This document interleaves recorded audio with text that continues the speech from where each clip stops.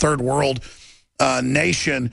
I mean, I know you don't like to draw attention to yourself, but I think journalists should rally to your aid and others' aid, because we've really seen an attack on journalists the last few years across the Western world that's unprecedented. Yeah, I mean, I think that the way to do it, I think, is to try and push for, in this instance, to push for press accreditation and for a press center, and to build relationships, because the more you can build relationships, the less exposed you feel. And I guess that's also applies to relationships between journalists. But, you know, there's precious little journalism going on when you in the mainstream media. When you look at what went on in the G7, where there was this kind of prepackaged stuff being fed out from the government, all this pooled footage and photos being kind of regurgitated and chewed over. And it didn't strike me that was particularly real journalism. Whereas, you know, seeing your guys out there and climbing up a mountain and taking photos of radar masts and that kind of thing, that's actually, you know, it's not easy to do. And I don't think journalism should be that easy. That's a good point. Modern so-called journalists just sit there, get a government or corporate press release, republish it, and put their name on it. It's all press releases. I mean, the whole of the G7 was a huge press release.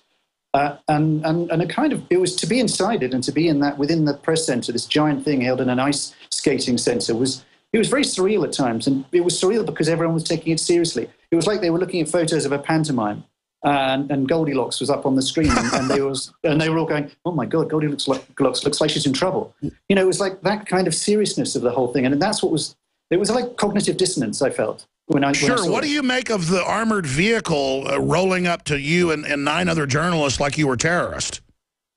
Well, it's kind of bizarre. I mean, it's part, I suppose, of the general militarization of police. I suppose there's so much of this equipment that's just finding its way and trickling back into the domestic police forces, which is a bit grim. And I guess in America you have a lot more of that. Every town has one store and a tank.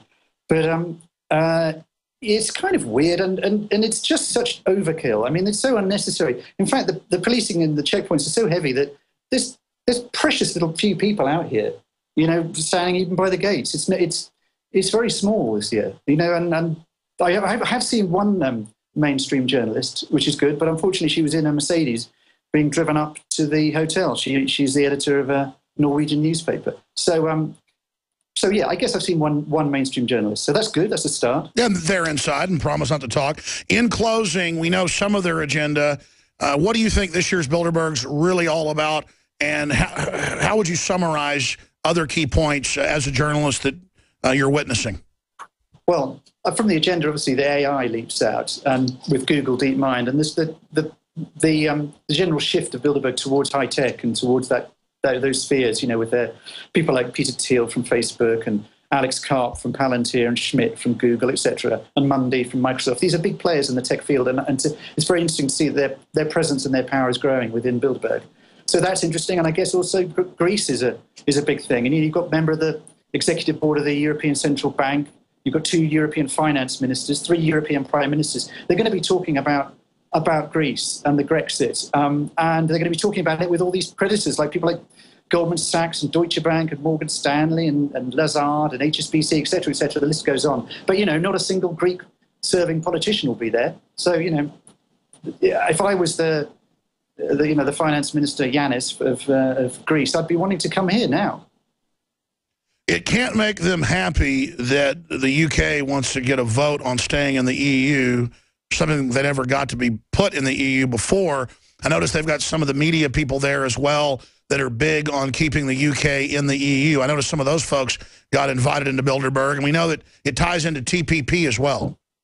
Absolutely. Well, everything does. At the moment, yeah, everything ties into the big trade agreements. And there's some key lobbyists for that here at Bilderberg, you know, at the very top level. And you could almost describe the whole meeting as a lobbying opportunity for these trade groups. Why do you think they're targeting you so much? Because my reporters said it days ago when you first got there that they seemed to be targeting you, and I don't think there's any doubt of that now. Well, I'm just flattered to get any kind of attention. I suppose once a year I get, I get stripped to my underwear and chat to a policeman, and that's nice.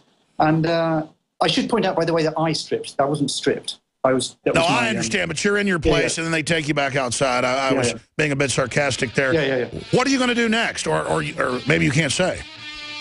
Next now? Yes. I just carry on trying to report. It's all you can do. All you can do is turn up and do your best to report on events. I mean, it's very simple.